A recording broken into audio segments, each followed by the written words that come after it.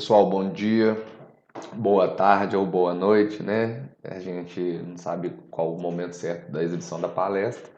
Meu nome é Guilherme, eu sou advogado.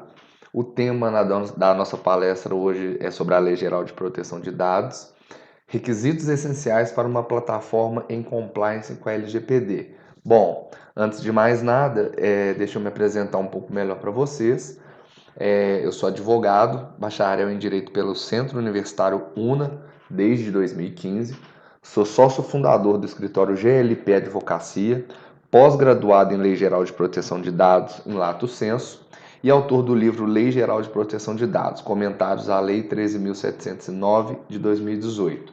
Bom, antes da gente começar a tratar sobre os requisitos, que eu entendo como essenciais para uma plataforma de e-commerce estar em compliance com a LGPD, eu queria só relembrar rapidamente um trecho do nosso bate-papo no último Meet Magento, porque eu acredito que algumas pessoas de hoje não estavam presentes no primeiro evento. Então, só para lembrar que a LGPD não se limita a dados do cliente e não se limita também à plataforma de e-commerce. A lei obriga a proteção de dados de todas as pessoas quando a operação tem finalidade mercantil ou econômica. Então, entra nesse combo aí cliente, empregados da empresa, fornecedores, pessoas físicas, parceiros, pessoas físicas, absolutamente tudo. E aí, lembrar também que a empresa não é o site. Então, o ambiente físico da empresa, a sede, né, também precisa adotar alguns cuidados e se adequar em alguns aspectos para proteger os dados que circulam ali no ambiente físico, como, por exemplo, controle de acesso, circuito interno de câmera, plano de resposta rápida a incidente de segurança, gestão de armazenamento de documentos físicos, dentre outras diversas boas práticas sugeridas. Bom, então, dito isso, hoje a ideia é se limitar na prática ali ao que o site de e-commerce precisa entregar para considerar, né, que aquele site está em conformidade com a Lei Geral de Proteção de Dados. E aí, pessoal, só pontuar também que direito não é matemática. Então, esses requisitos são de acordo com o que o nosso escritório entende como fundamental. Mas é claro que cada profissional tem sua própria metodologia de trabalho e a gente respeita isso, tá certo? No nosso caso, dentre outros cases que a gente experimentou, esse modelo foi o que melhor se adequou nessa esfera e ele é customizável, né? Ele é mais facilmente adaptável à realidade de cada cliente.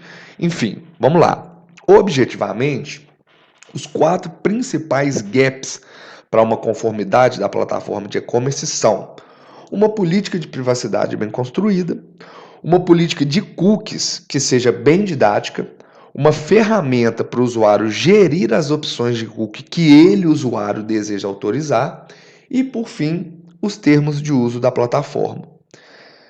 Bom, vamos lá. Então, começando aí pela política de privacidade, a política de privacidade nada mais é do que as regras e as medidas práticas e técnicas que a empresa adota para resguardar, para proteger os dados pessoais dos clientes dela. E como ela trata essas informações também. Então, ali no documento, a gente vai contar para o cliente, por exemplo, antes de mais nada, os principais conceitos que vão estar ali naquele documento, para que quando ele estiver lendo, ele saiba do que a gente está falando. Então, um glossário explicando o que são dados pessoais, o que é consentimento, o que é controlador, operador, enfim. Os conceitos que a lei trouxe e que são importantes, é interessante que a gente explique isso de uma forma cristalina, transparente para o usuário. Na sequência, informar quais dados a empresa trata, que são essenciais para a prestação do serviço, o porquê desses dados serem essenciais, né, para que eles servem.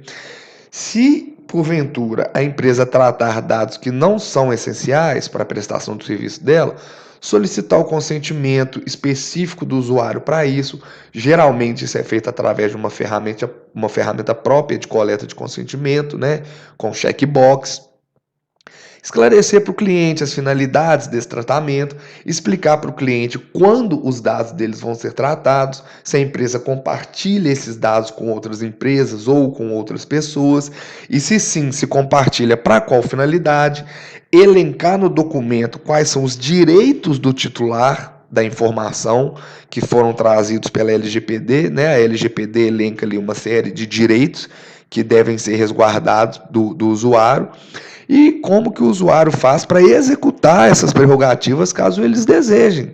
E por fim, informar também quem é e quais os meios de contato do DPO.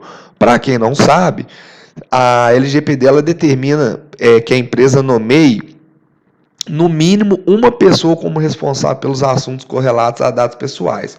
O nome dado para esse responsável é DPO, Data Protection Officer, ou aqui no Brasil, né, através da LGPD, encarregado de dados, certo? E aí avançando então, já na política de cookies, a gente separou aqui 4 itens, né, para vocês irem acompanhando, que é o seguinte: a gente precisa explicar para o cliente, primeiro, claro, o que são cookies e para que eles servem. Por quê, Guilherme? Porque a LGPD define que perfil comportamental é considerado um dado pessoal. Portanto, mapear esses perfis comportamentais, ou seja, preferência de navegação, preferência de compra, etc., é considerado um tratamento de dados, logo é regulado pela LGPD.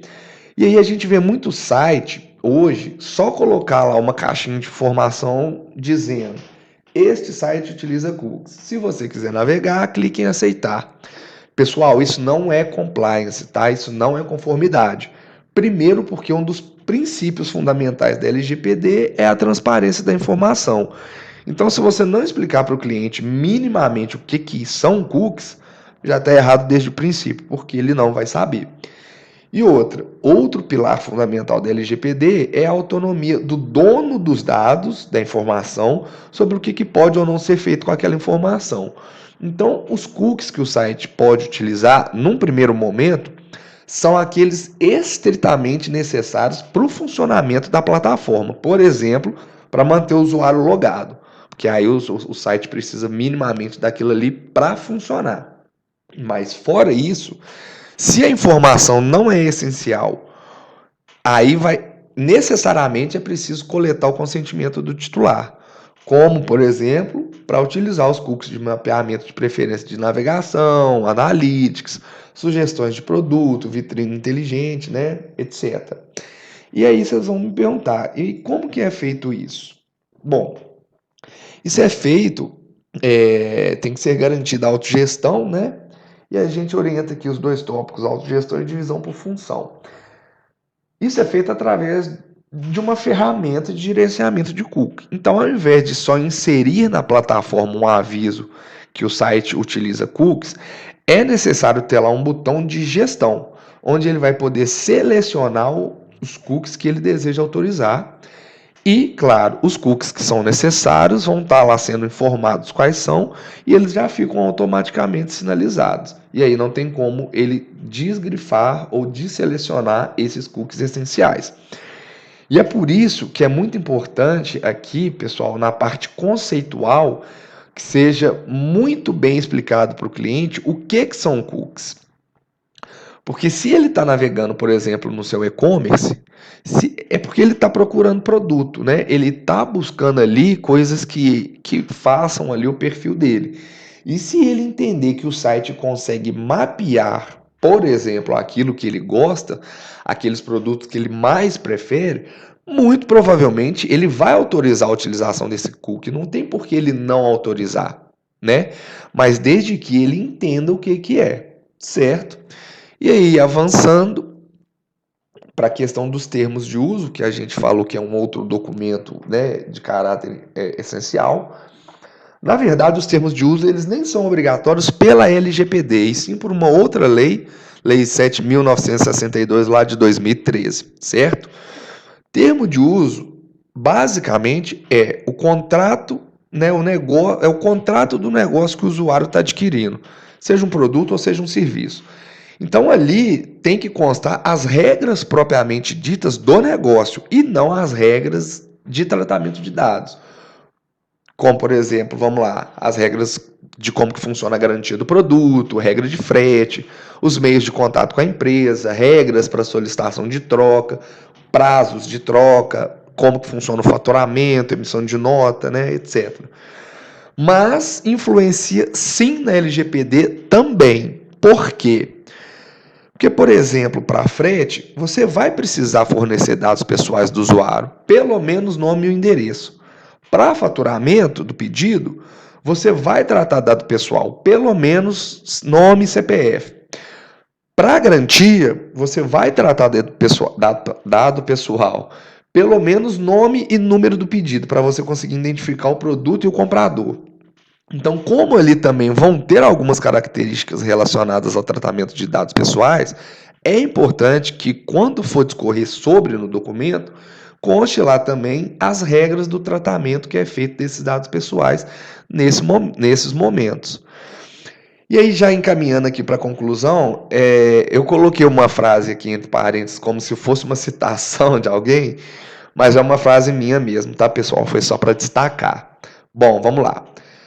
Apesar da essencialidade de todos esses documentos e ferramentas para o compliance do e-commerce, é fundamental que a política e as outras normas, né, desenvolvidas retratem a realidade do que a empresa pratica. Ou seja, trocando em miúdos, né?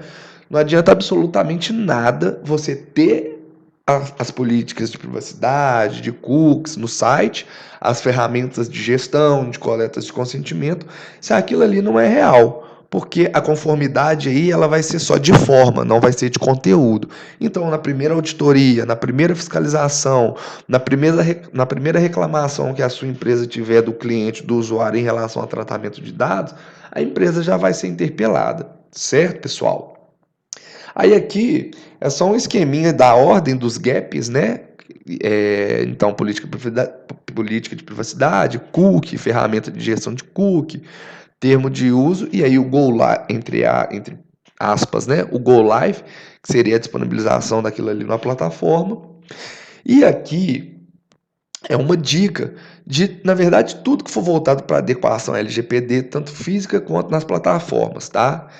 É necessário, na minha concepção, que isso seja feito, essa implementação seja feita com métricas. Primeiro, por organização mesmo, para você conseguir medir e repassar para os outros a evolução da implementação. Segundo, porque muitas das vezes, pessoal, vai ser preciso emitir relatório, seja para a própria empresa, seja para uma autoridade fiscalizadora. E aí a métrica nesse ponto vai ser fundamental para você conseguir entender e repassar o grau de maturidade da empresa em relação à LGPD, tá bom?